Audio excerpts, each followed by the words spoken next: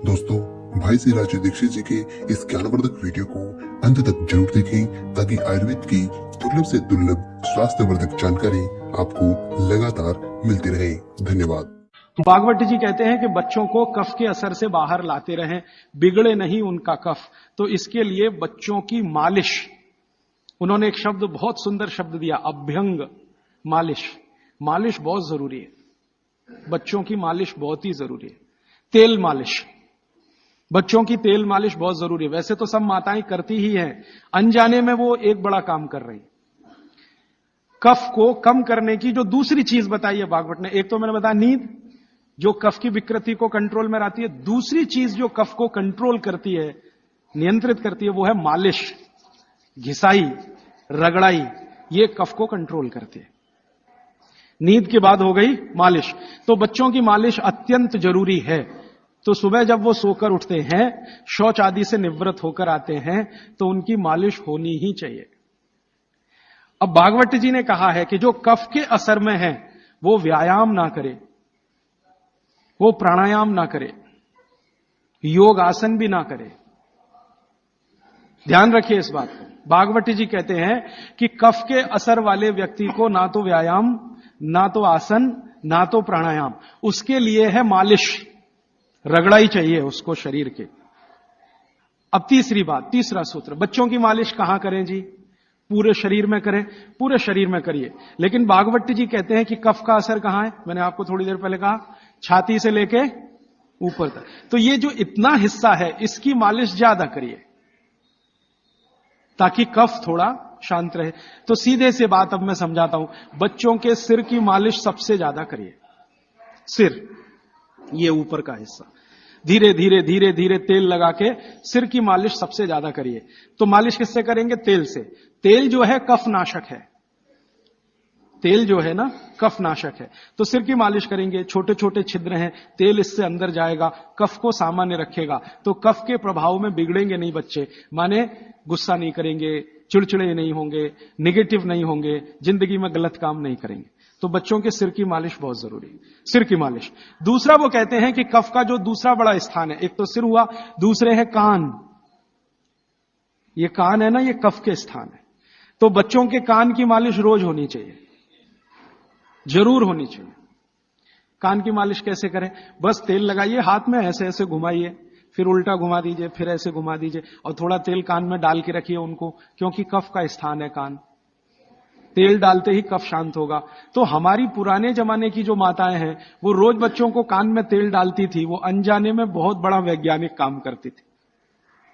देखा ना पुराने जमाने की माताओं को। आज के जमाने की माताएं तो कहती है चिपचिपा है तेल, तेल चिपचिपा है तभी तेल है, नहीं तो उसमें कुछ है ही नहीं। तो पुराने जमाने की माताएं बच्चों को बराबर कान में तेल डाल के रखती थी। तो बच्चों के कान में नियमित रूप से तेल डालिए। फिर आप बोलेंगे जी कौन सा तेल? तो इसमें भागवत जी सूत्र दे रहे हैं कि आप जहां रह रहे हैं उसके हिसाब का तेल। आप चेन्नई में रह रहे हैं, चेन्नई भारत के गर्म इलाकों में है, गर्म इलाकों में ठंडा तेल अच्छा, तो सबसे ठंडा तेल नारियल का तेल है। तो चेन्नई में रहने वालों को नारियल के तेल की मालिश, नारियल का तेल ही खाना। अब आप बिहार में जाएंगे और मैं वहां कर आकर आपको कहूंगा, तो कहूंगा जी आप नारियल का तेल बिल्कुल मत खाओ, मालिश भी मत करो। मैं कहूंगा सरसों का तेल खाओ, उसी से मालिश करो।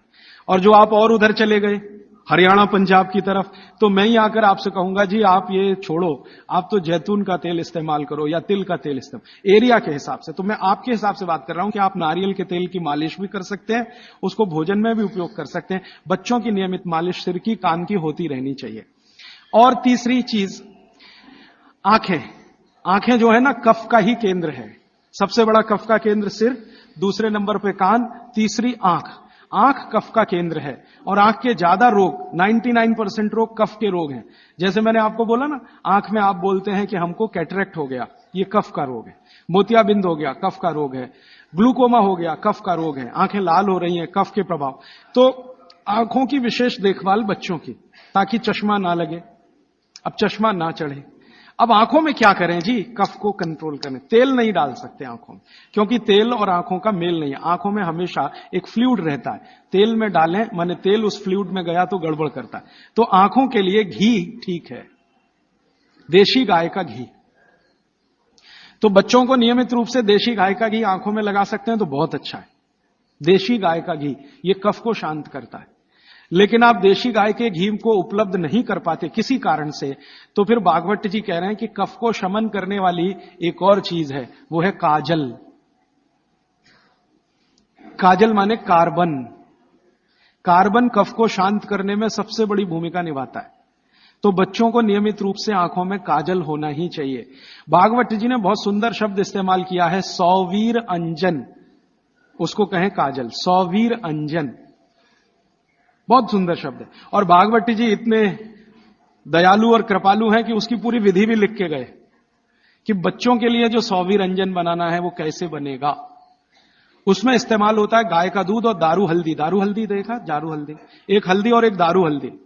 तो दारू हल्दी, गाय का दूध, गाय का घी, ऐसी 5-7 वस्तुओं से बनता है। पूरी विधि किताब में है, मैं ज्यादा समय खराब नहीं करना चाहता। तो बच्चों को नियमित रूप से आंख में काजल, क्योंकि कफ को शांत करे, कान में तेल, सिर पर तेल की मालिश, ठीक है, ये 3 चीजें उनके लिए बहुत आवश्यक है।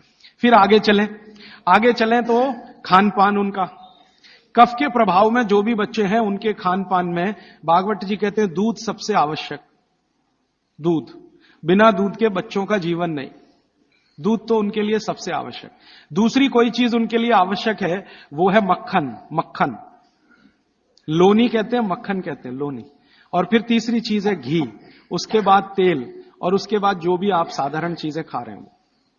गुड़ बच्चों को बहुत ही आवश्यक है, क्योंकि कफ को संतुलित रखने में जो जो चीजें मदद कर रही हैं, घी है देशी गाय का, दूध है, दही है, मट्ठा है, मक्खन है, गुड़ है, ये सब कफ को संतुलित रखने वाली चीजें। तो ये बच्चों के भोजन में नियमित।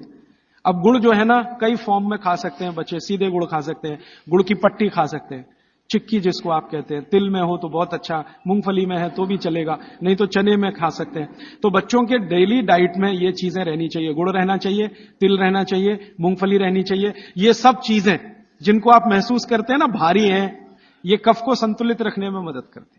तो भारी चीजें बच्चों को नियमित रूप से दीजिए। एक ही चीज का निषेध है, एक ही चीज का निषेध बताया भागवत जी ने, पतला आटा। अब पतला आटा उन्होंने कहा है, पतला आटा माने बारीक आटा। इसको मैं थोड़ा आज के हिसाब से कहूं, क्योंकि आज वो चीज है भागवत के जमाने में नहीं थी। मैदा, मैदा ही निषिद्ध है बच्चों को, बस मैदे की चीज नहीं। अब मैदे की चीज नहीं क्यों? क्योंकि ये कफ को बिगाड़ने वाली चीज है मैदा। बाकी चीजें कफ को संतुलित रखती हैं, मैदे की चीजें कफ को बिगाड़ेंगी। तो बच्चों को मैदे की मठरी मत दें। अब आप बोलेंगे जी मठरी मांगे तो आटे की बना के दें, मैदे की ना दें। अब मैदे का बना हुआ समोसा ना दें, तो समोसा मांगेंगे तो आटे का समोसा दें।